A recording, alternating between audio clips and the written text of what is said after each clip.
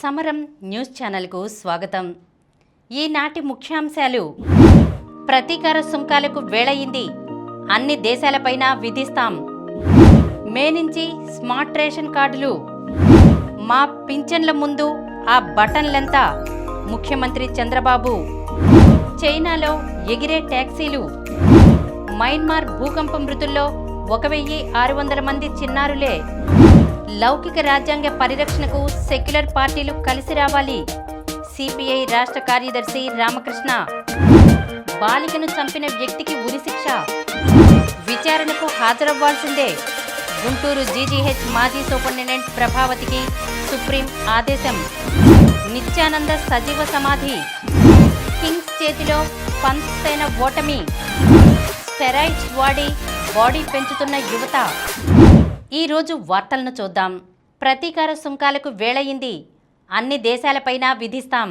తమ ఉత్పత్తులపై భారీగా దిగుమతి సుంకాలు విధిస్తున్న అన్ని దేశాలపైన ప్రతీకార సుంకాల విధింపునకు సమయం ఆసన్నమైందని, ఈ విషయంలో తగ్గేదే లేదని, ఏ దేశానికి మినహాయింపులు ఇచ్చే ప్రసక్తే లేదని అమెరికా తేల్చి చెప్పింది. అమెరికా వ్యవసాయ ఉత్పత్తులపై భారత్ 100%, పాల ఉత్పత్తులపై EU దేశాలు 50%, బియ్యంపై జపాన్ 700%, వెన్న చీజ్పై కెనడా 300% చొప్పున సుంకాలను విధిస్తున్నాయి అంటూ కొన్ని దేశాల పేర్లు చెప్పి మరీ white house press secretary Caroline లెవిట్ అత్యంత తీవ్రమైన పదజాలంతో ధ్వజమెత్తారు. ఇవే కాక ఇంకా చాలా దేశాలు తమ ఉత్పత్తులపై అధిక సుంకాలు విధించడం ద్వారా అనుచిత వాణిజ్య విధానాలకు పాల్పడుతున్నాయని ఆమె ఆగ్రహం వ్యక్తం చేశారు.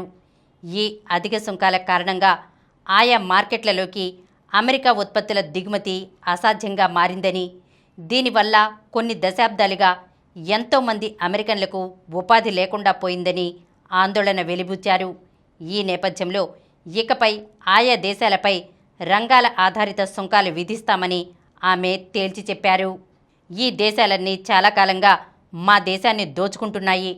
ట్రంప్ విధించే కొత్త సుంకాలు అమెరికా వాణిజ్య బంధాల్లో చరిత్రాత్మక మార్పు తెస్తాయి అని కారోలిన్ పేర్కొన్నారు. ప్రతీకార సుంకాల అమలు నిర్ణయానికి కట్టుబడి ఉన్నట్లు అధ్యక్షుడు ట్రంప్ స్పష్టం చేశారని, దీనిపై బుధవారం ఆయన ఒక ప్రకటన చేస్తారని ఆమె వెల్లడించారు. మే నుంచి స్మార్ట్ రేషన్ కార్డులు, ATM సైజులో కొత్త రేషన్ కార్డులు మంజూరు చేస్తామని పౌర సరఫరాల శాఖ మంత్రి నాదెండ్ల మనోహర్ తెలిపారు. ఏప్రిల్ 30తో ఈకేవైసీ ప్రక్రియ పూర్తయిన వెంటనే సీఎం చంద్రబాబు ఆమోదంతో ప్రస్తుతం ఉన్న కార్డుల స్థానంలో వీటి జారీ చేపడతామని పేర్కొన్నారు. ఇందులో QR కోడ్ వంటి భద్రతా ఫీచర్లు ఉంటాయన్నారు. సచివాలయంలో మంగళవారం మంత్రి మనోహర్ మీడియాతో మాట్లాడారు. ప్రస్తుతం ఉన్న ఫ్యామిలీ రేషన్ కార్డునే సైజు తగ్గించి అన్ని వివరాలతో కొత్త కార్డులు జారీ చేస్తామన్నారు. కొత్త కార్డుల జారీ సమయంలోనే కుటుంబ సభ్యుల జోడింపు, తొలగింపు, స్పీడ్ కార్డుల కోసం ఆప్షన్లు ఇస్తామని పేర్కొన్నారు. గత ప్రభుత్వంలోలా ఎక్కడా వ్యక్తుల చిత్రాలు కార్డులపై ఉండబోవని స్పష్టం చేశారు. మా పింఛన్ల ముందు ఆ బటన్లెంత, ముఖ్యమంత్రి చంద్రబాబు. గతంలో బటన్లు నొక్కి దానినే ఘనతగా చెప్పుకునేవారు. ఆ బటన్లేవి మేము ఇప్పుడు ఇస్తున్న పింఛన్లకు సరితూగవు అని ముఖ్యమంత్రి చంద్రబాబు అన్నారు. నెలలో మొదటి తేదీనే ఇంటింటికి వెళ్లి 98% పింఛన్లు పంపిణీ చేయగలుగుతున్నామని, ఇందుకు అధికార యంత్రాంగాన్ని అభినందిస్తున్నానని తెలిపారు. మళ్లీ రాష్ట్రాన్ని పునర్నిర్మించే వరకు విశ్రమించేది లేదని స్పష్టం చేశారు. చైనాలో ఎగిరే ట్యాక్సీలు, ఆ ట్యాక్సీలు దూసుకెళ్లేది రోడ్డు మీద కాదు, రెక్కలు తొడుక్కొని రివ్వున గాల్లోకి ఎగిసి ప్రయాణికులను చేరవేస్తాయి. మన దేశంలో ఇంకాస్త సమయం పడుతుందేమో గాని చైనాలో అధికారికంగా ఈ ఎగిరే ట్యాక్సీలు వచ్చేశాయి. వీటికి పైలట్ అవసరమే లేదు, డ్రోన్ సాయంతో గాల్లో ప్రయాణిస్తాయి. ఈ ఎయిర్ ట్యాక్సీలను కమర్షియల్ ప్యాసింజర్ సర్వీసుల కోసం వినియోగించుకునేందుకు ఈ హ్యాంగ్, హెఫెయి అనే 2 ఎయిర్లైన్ సంస్థలకు చైనా ఏవియేషన్ అడ్మినిస్ట్రేషన్ అనుమతులు ఇచ్చింది. ఈ మేరకు ఈ 2 కంపెనీలకు ఎయిర్ ఆపరేటర్ సర్టిఫికేట్ జారీ చేసింది. రోడ్డు మార్గం సరిగా లేని మారుమూల ప్రాంతాలకు వెళ్లేందుకు ఈ ఎయిర్ ట్యాక్సీలు ఎంతో అనుకూలమన్న అభిప్రాయాలు వ్యక్తమవుతున్నాయి. మయన్మార్ భూకంప మృతుల్లో 1600 మంది చిన్నారులే. భూప్రకోపంతో విధ్వంసాన్ని చవిచూసిన మయన్మార్లో బాల్యం ప్రమాదంలో పడిందని ఐక్యరాజ్య సమితి అనుబంధ సంస్థ అంతర్జాతీయ బాలల అత్యవసర నిధి ఆందోళన వ్యక్తం చేసింది. మార్చి 28 నాటి భూకంపం, తదనంతర ప్రకంపనలతో జరిగిన విధ్వంసంలో మరణాల సంఖ్య 3756కు చేరగా మృతుల్లో 1600 మందికి పైగా బాలలు ఉన్నారని యూనిసెఫ్ తెలిపింది. మరో 3400 మంది చిన్నారులు గాయాల పాలైనట్లు పేర్కొంది. మయన్మార్ బాలలు ఇప్పుడు సంక్షోభాన్ని ఎదుర్కొంటున్నారు. గత ఏడాది నుంచి విపత్తులు బాలల పాలిట శాపంగా మారాయి. గత ఏడాది వచ్చిన యాగి తుఫాను, ఆ తర్వాత థాయిలాండ్, వియత్నాం వరదలతో మయన్మార్ అతలాకుతలమైంది. అంతర్యుద్ధం కూడా బాల్యంపై తీవ్ర ప్రభావం చూపుతోంది. మయన్మార్లో చిన్నారులను కాపాడాల్సిన అవసరం అంతర్జాతీయ సమాజంపై ఉంది అని యూనిసెఫ్ ఎగ్జిక్యూటివ్ డైరెక్టర్ కేథరిన్ అన్నారు. లౌకిక రాజ్యాంగ పరిరక్షణకు సెక్యులర్ పార్టీలు కలిసి రావాలి. సిపిఐ రాష్ట్ర కార్యదర్శి రామకృష్ణ డాక్టర్ బిఆర్ అంబేద్కర్ రచించిన లౌకిక రాజ్యాంగాన్ని పరిరక్షించుకునేందుకు సెక్యులర్ పార్టీలు, ప్రజా సంఘాలు ఒకే వేదికపైకి రావాల్సిన అవసరం ఎంతైనా ఉందని సిపిఐ రాష్ట్ర కార్యదర్శి కె రామకృష్ణ పిలుపునిచ్చారు. స్వాతంత్ర్యం వచ్చాక అతిపెద్ద ప్రమాదాన్ని లౌకిక రాజ్యాంగంపై జరుగుతున్న దాడితో దేశ ప్రజలు అందరూ ఎదుర్కోబోతున్నారని ఆయన హెచ్చరించారు. మంగళవారం రాత్రి ఎన్టీఆర్ జిల్లా జగ్గయ్యపేటలోని ఎన్టీఆర్ సర్కిల్లో సిపిఐ ఏరియా కార్యదర్శి ఏ శివాజీ అధ్యక్షతన జరిగిన లౌకిక రాజ్యాంగ పరిరక్షణ సభలో ఆయన ముఖ్య అతిథిగా పాల్గొని ప్రసంగించారు. బాలికను చంపిన వ్యక్తికి ఉరిశిక్ష. వరుసకు మేనకోడలైన 7 ఏళ్ల చిన్నారిని కిరాతకంగా బీరుసీసాతో గొంతుకోసి చంపిన వ్యక్తికి ఉరిశిక్ష విధిస్తూ అనకాపల్లి జిల్లా చోడవరం 9వ అదనపు జిల్లా కోర్టు న్యాయాధికారి కె రత్నకుమార్ మంగళవారం సంచలన తీర్పు చెప్పారు. చోడవరం కోర్టు చరిత్రలోనే ఉరిశిక్ష విధించిన మొదటి కేసు ఇది. జిల్లాలోని దేవరాపల్లికి చెందిన వేపాడ మురుగన్, ధనలక్ష్మి దంపతుల కుమార్తె దివ్య స్థానిక కాన్వెంట్లో 2వ తరగతి విద్యార్థిని. వీరి కుటుంబం స్థానికంగా చిన్న హోటల్ నిర్వహిస్తోంది. ధనలక్ష్మికి ప్రకాశం జిల్లా చీమకుర్తి ప్రాంతానికి చెందిన సుబ్బావారి గుణశేఖర్ వరుసకు తమ్ముడు అవుతాడు. చీమకుర్తి ప్రాంతంలో గుణశేఖర్ గొడవలు పడుతుండటంతో అతడి తల్లి దేవరాపల్లిలో ఉన్న ధనలక్ష్మి వద్దకు అతన్ని పంపించారు. దేవరాపల్లిలోనూ గుణశేఖర్ సక్రమంగా ఉండకపోవడంతో అతడిని ధనలక్ష్మి, మురుగన్ మందలించారు. దీంతో వారిపైనే గుణశేఖర్ కక్ష కట్టాడు. 2015 డిసెంబర్ 23వ తేదీ సాయంత్రం దివ్య స్కూల్ నుంచి ఇంటికి వచ్చిన సమయంలో ఆమె తల్లిదండ్రులు ఇంట్లో లేరు. దీంతో గ్రామ సమీపాన రైవాడ రిజర్వాయర్ వెనుకనున్న బిళ్లలకొండ ప్రాంతానికి దివ్యను గుణశేఖర్ తీసుకెళ్లి పగిలిన బీరుసీసాతో గొంతు కోసి చంపేశాడు. ఈ తీర్పు కిరాతకులకు హెచ్చరికలా ఉందని ధనలక్ష్మి పేర్కొన్నారు. విచారణకు హాజరవ్వాల్సిందే. గుంటూరు జీజీహెచ్ మాజీ సూపరింటెండెంట్ ప్రభావతికి సుప్రీం ఆదేశం. మాజీ ఎంపీ, ప్రస్తుత assembly deputy speaker Raghurama Krishna Raju custodial torture కేసులో ఈ నెల 7, 8 తేదీల్లో దర్యాప్తు అధికారి ఎదుట విచారణకు హాజరు కావాలని గుంటూరు జీజీహెచ్ మాజీ సూపరింటెండెంట్ డాక్టర్ ప్రభావతిని సుప్రీంకోర్టు ఆదేశించింది. గత వైసీపీ హయాంలో అప్పటి ఎంపీగా ఉన్న తనను సిఐడి కస్టడీలో తీవ్రంగా వేధించారంటూ గుంటూరులోని నగరంపాలెం పోలీస్ స్టేషన్లో రఘురామ ఫిర్యాదు చేసిన నేపథ్యంలో నమోదైన కేసులో డాక్టర్ ప్రభావతి A5గా ఉన్నారు. ఈ కేసులో తనకు ముందస్తు బెయిల్ మంజూరు చేయాలని ఆమె హైకోర్టును ఆశ్రయించగా నిరాశ ఎదురైంది. హైకోర్టు తీర్పును ప్రభావతి జనవరి 22న సుప్రీంకోర్టులో సవాల్ చేశారు. ఆ పిటిషన్ మంగళవారం జస్టిస్ విక్రమ్నాథ్, జస్టిస్ కెవి విశ్వనాథన్లతో కూడిన ద్విసభ్య ధర్మాసనం ఎదుట విచారణకు వచ్చింది. ప్రభావతి తరపున సీనియర్ న్యాయవాది మాధవి దివాన్ వాదనలు వినిపిస్తూ రఘురామకు వైద్యం చేసే సమయంలో 3 వైద్యులు అక్కడ ఉన్నారని చెప్పారు. పిటిషనర్ కుమారుడు మానసిక సమస్యతో బాధపడుతున్నాడని, కావున బెయిల్ మంజూరు చేయాలని కోరారు. ఏపీ ప్రభుత్వం తరపున సీనియర్ న్యాయవాది సిద్ధార్థ్ లోద్రా వాదనలు వినిపించారు. సుప్రీంకోర్టు ఆదేశించిన ప్రభావతి విచారణకు సహకరించడం లేదన్నారు.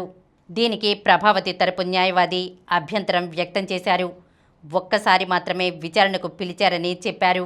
సిద్ధార్థ్ లోద్రా స్పందిస్తూ ప్రభావతికి ఎప్పుడు నోటీసులు పంపినా ఆమె అందుబాటులో లేదని చెబుతున్నారని తెలిపారు. ఏదో ఒక సాకు చూపి తప్పించుకునే ప్రయత్నం చేస్తున్నారన్నారు. దర్యాప్తునకు సహకరిస్తామని చెబితేనే న్యాయస్థానం ప్రభావతికి జనవరి 31న మధ్యంతర రక్షణ కల్పించింది. అప్పుడు ఆమె సహకరిస్తున్నారా లేదా అనే సమస్య ఉత్పన్నమైంది. ఏప్రిల్ 7, 8 తేదీల్లో ప్రభావతి విచారణకు హాజరు కావాలి అని ధర్మాసనం ఆదేశించింది. నిత్యానంద సజీవ సమాధి. వివాదాస్పద ఆధ్యాత్మిక గురువు స్వామి నిత్యానంద 2 రోజుల క్రితం సజీవ సమాధి అయినట్లు ఆయన మేనల్లుడు సుందరేశ్వరన్ ప్రకటించారు. హిందూ ధర్మ పరిరక్షణ కోసం నిత్యానంద ప్రాణత్యాగం చేసి సమాధి చెందారని సామాజిక మాధ్యమాల ద్వారా వివరించారు. నిత్యానంద అధికారిక వెబ్సైట్ కానీ యూట్యూబ్ ఛానల్ కానీ సుందరేశ్వరన్ ప్రకటనను ఖండించకపోవడంతో ఆయన భక్తగణం తీవ్ర విషాదంలో మునిగిపోయింది.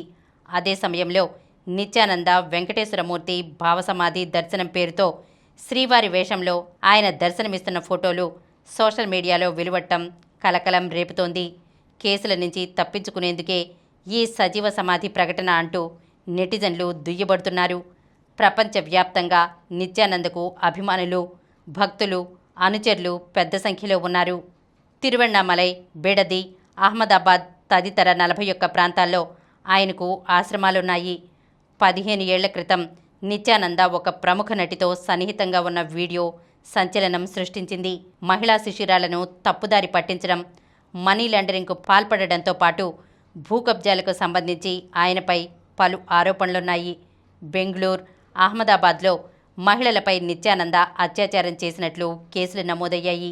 ఈ నేపథ్యంలో 2020లో దేశం వదిలిపోయిన నిత్యానంద పసిఫిక్ దీవుల్లో కైలాస పేరుతో దేశాన్ని ఏర్పాట్లు చేసుకున్నట్లు ప్రకటించారు. కింగ్స్ చేతిలో పంత్ సేన ఓటమి. ఐపీఎల్లో పంజాబ్ కింగ్స్ అదరగొడుతోంది. బౌలింగ్, బ్యాటింగ్లో తిరుగులేని ప్రదర్శన కనబర్చుతూ ప్రత్యర్థులకు సవాల్ విసురుతోంది. ఓపెనర్ ప్రభ్సిమ్రన్ సింగ్ 34 బంతుల్లో 9 ఫోర్లు 3 సిక్సర్లతో 69. కెప్టెన్ శ్రేయస్ అయ్యర్ 30 బంతుల్లో 3 ఫోర్లు 4 సిక్సర్లతో 52 నాటౌట్. మెరుపు అర్ధ సెంచరీలతో మంగళవారం లక్నో సూపర్ జైంట్స్తో జరిగిన మ్యాచ్లో పంజాబ్ 8 వికెట్ల తేడాతో గెలిచింది. పంజాబ్కి ఇది వరుసగా 2వ విజయం. ముందుగా బ్యాటింగ్కు దిగిన లక్నో 20 ఓవర్లలో 7 వికెట్లకు 171 పరుగులు చేసింది. నికోలస్ పూరన్, ఆయుష్ బదోని, మార్క్రమ్, అబ్దుల్ సమద్ రాణించారు. ఛేదనలో పంజాబ్ 16.2 ఓవర్లలో 2 వికెట్లకు 177 పరుగులు చేసి గెలిచింది. నేహల్ వధేరా 25 బంతుల్లో 43 నాటౌట్ చెలరేగాడు. స్పిన్నర్ దిగ్వేష్కు 2 వికెట్లు దక్కాయి. ప్లేయర్ ఆఫ్ ద మ్యాచ్గా ప్రభ్సిమ్రన్ నిలిచాడు. స్టెరాయిడ్స్ వాడి బాడీ పెంచుతున్న యువత. నెలల తరబడి వ్యాయామం చేసినా పెరగని శరీర సౌష్ఠవం జిమ్లకు వెళ్లిన కొద్ది రోజులకే పెరిగిపోతోంది. ఏళ్ల తరబడి చెమటోడ్చిన రాని 6 ప్యాక్ నెలల వ్యవధిలోనే సాకారమవుతోంది.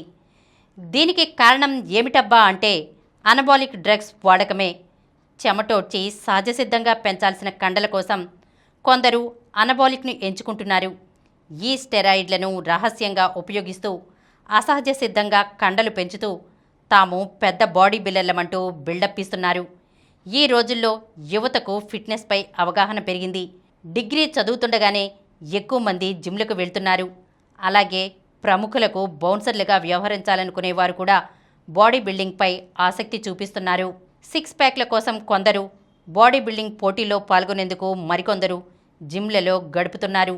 అయితే గంటల కొద్దీ జిమ్లో చెమటోడ్చి బాడీ పెంచితే ఎలాంటి సమస్య లేదు, కానీ కొంతమంది మాత్రం అడ్డదారులు తొక్కుతున్నారు. విజయవాడ నగరంలో కొంతమంది అనబాలిక్ డ్రగ్స్ను వినియోగించి అనతి కాలంలోనే కండలు పెంచుకుంటున్నారు. నగర యువతకు కొంతమంది అనబాలిక్ డ్రగ్స్ను రహస్యంగా విక్రయిస్తున్నారని తెలిసింది. ఇటీవలే ఔషధ నియంత్రణ మండలి అధికారులు, కమిషనరేట్లోని ఈగల్ టీం పోలీసులు సంయుక్తంగా దాడులు చేసి 2 అదుపులోకి తీసుకున్నారు. ఆరోగ్యం కోసం వ్యాయామం అవసరమని వైద్యులు చెబుతుంటే తక్కువ రోజుల్లో ఎక్కువ కండలు పెంచుకోవడానికి అనబాలిక్ ఉందని జిమ్లో కోచ్లు చెబుతున్నట్లు గుర్తించారు. జిమ్లకు వెళ్లే యువత త్వరగా బాడీ పెరగడానికి, 6 ప్యాక్లు రావడానికి అనబాలిక్ డ్రగ్స్ను ఉపయోగిస్తున్నారని ఔషధ నియంత్రణ మండలి సహాయ సంచాలకుడు అనిల్ కుమార్ చెప్పారు. వయసు మీద పడినా బాడీ మాత్రం అలాగే ఉండడానికి కొంతమంది వాటిని వాడుతున్నారన్నారు. ఈ డ్రగ్స్ వాడడం వల్ల ఆరోగ్యం పాడైపోతుందని, ఇతర దుష్ప్రభావాలు కూడా ఉంటాయని హెచ్చరించారు. ఈ తరహా డ్రగ్స్ వాడకం వల్ల 30 ఏళ్లకే బ్లడ్ క్యాన్సర్, షుగర్, బీపీ వంటి సమస్యలు వస్తాయన్నారు. సంసార జీవితానికి కూడా పనికిరాకుండా పోతారని చెప్పారు. ఇప్పుడు కొన్ని సంక్షిప్త వార్తలను చూద్దాం. త్వరలోనే భారత్కు వస్తా సునీత విలియమ్స్. అంతరిక్షం నుంచి చూస్తే భారత్ అద్భుతంగా ఉందని నాసా వ్యోమగామి సునీత విలియమ్స్ చెప్పారు. త్వరలో తన తండ్రి పుట్టిన భారత్కు వెళ్లి అక్కడి ప్రజలతో తన అంతరిక్ష అనుభవాలు పంచుకుంటానని తెలిపారు. పాలిసెట్ ఉచిత శిక్షణకు ఈ నెల 15లోగా దరఖాస్తు చేయండి. 2025-26 విద్యా సంవత్సరానికి పాలిటెక్నిక్ కోర్సుల్లో ప్రవేశించేందుకు రాష్ట్ర సాంకేతిక విద్యాశాఖ ఆధ్వర్యంలో ప్రభుత్వ పాలిటెక్నిక్ కళాశాలలో ఉచిత శిక్షణా తరగతులు నిర్వహిస్తున్నట్లు కళాశాల ప్రిన్సిపల్ ఎం విజయసారథి మంగళవారం ఒక ప్రకటనలో తెలిపారు. టాప్ 100లో స్నేహిత్. ప్రపంచ టీటీలో తెలుగు కుర్రాడికి 89వ ర్యాంక్, 47వ స్థానానికి మానవ్. తెలుగు క్రీడాకారుడు ఫిడెల్ ఆర్ స్నేహిత్ ప్రపంచ టేబుల్ టెన్నిస్ ర్యాంకింగ్స్లో అదరగొట్టాడు. అంతర్జాతీయ టీటీ సమాఖ్య మంగళవారం విడుదల చేసిన ర్యాంకింగ్స్లో స్నేహిత్ సింగిల్స్లో ఏకంగా 34 స్థానాలు ఎగబాకాడు. ఓవరాల్గా 89వ ర్యాంక్లో నిలిచి తొలిసారి టాప్ 100లో చోటు దక్కించుకున్నాడు. హాకీకి వందన వీడ్కోలు. భారత మహిళల హాకీ జట్టు తరపున అత్యధిక మ్యాచ్లు ఆడిన వెటరన్ స్ట్రైకర్ వందన కటారియా అంతర్జాతీయ కెరీర్కు వీడ్కోలు పలికింది. ఐపీఎల్లో నేడు బెంగళూరు వర్సెస్ గుజరాత్ రాత్రి 7:30 నుంచి. మరిన్ని వార్తా విశేషాలతో రేపటి సమరం న్యూస్ ఛానల్లో మళ్ళీ కలుద్దాం.